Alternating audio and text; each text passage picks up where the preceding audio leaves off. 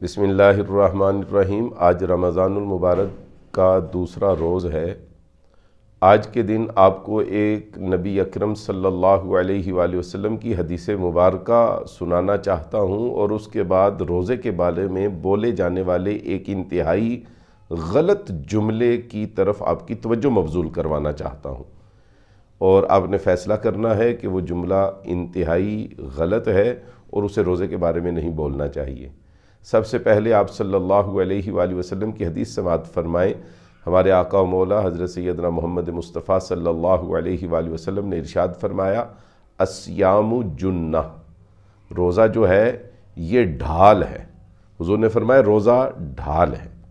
عرض کی یا رسول اللہ، ڈھال تو ہمیں دشمن کے وار سے بچاتی ہے، ڈھال ہمیں تیر تلوار اور نیزے کی ضربوں سے بچاتی ہے، ڈھال جو ہے وہ ہماری حفاظت کرتی ہے، تو یا رسول اللہ روزہ ہمارے لیے کس طرح ڈھال ہے؟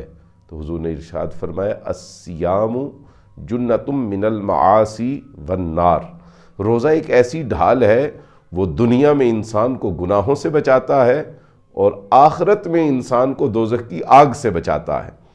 تو روزہ ایک ایسی عبادت ہے جس کا مقصد ہماری حفاظت کرنا ہے، جو ہمیں بچاتا ہے، اور کس چیز سے بچاتا ہے؟ دنیا میں گناہوں سے بچاتا ہے اور آخرت میں ہمیں جہنم کی آگ سے بچاتا ہے۔ یہ تو وہ جملہ ہے جو ہمارے آقا صلی اللہ علیہ وآلہ وسلم نے روزے کے بارے میں ارشاد فرمایا، اور ایک وہ جملہ ہے جو ہم اکثر روزے کے بارے میں کہتے ہیں یا ہماری زبان سے وہ ادا ہو جاتا ہے، نکل جاتا ہے۔ وہ یہ ہے کہ جب کسی کو روزے کی وجہ سے بھوک اور پیاس کی شدت محسوس ہو تو وہ کہتا ہے کہ آج روزے نے بڑا تنگ کیا ہے، آج روزے نے بڑا تنگ کیا ہے۔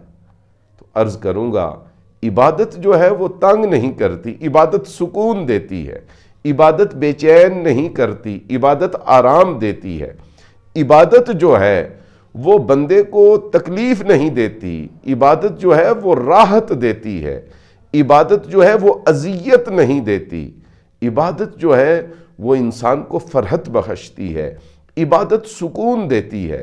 تو لہٰذا یہ جملہ روزے کے بارے میں نہیں کہنا چاہیے کہ آج روزے نے بڑا تنگ کیا ہے۔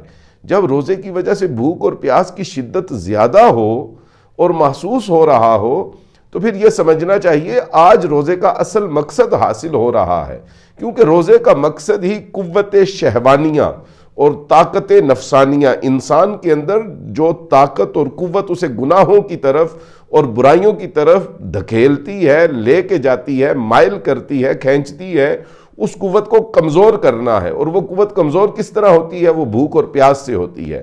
روزے کا مقصد بھوک اور پیاس برداشت کر کے اس طاقت اور قوت کو کم سے کم کرنا ہے، نفس کو تکلیف دینا ہے۔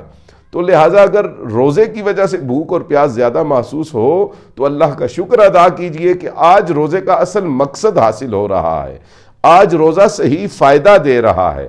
تو اگر اس مفہوم کو ادا کرنا ہو تو یہ جملہ کہنا چاہیے کہ آج روزے کا بڑا لطف آ رہا ہے، آج روزے کا اصل مقصد حاصل ہو رہا ہے، آج میں اپنے روزے کے ذریعے جو کچھ حاصل کرنا چاہتا تھا وہ مجھے حاصل ہو رہا ہے۔